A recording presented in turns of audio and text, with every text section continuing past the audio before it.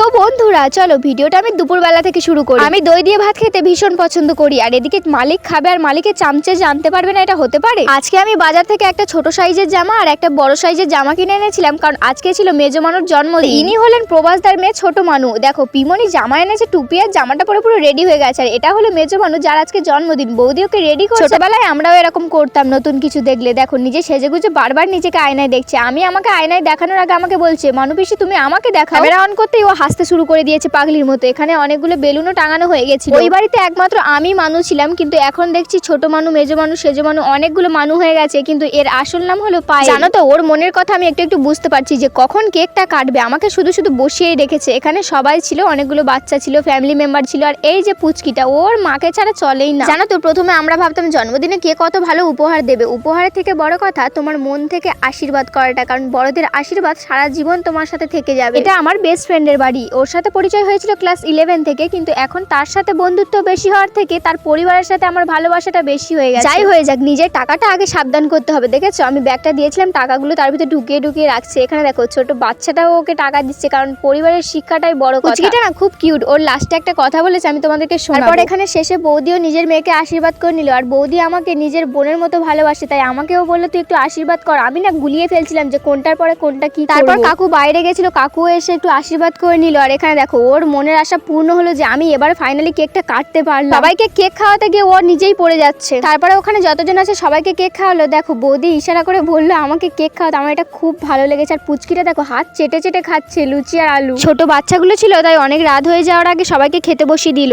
আমি কি হয় মিমি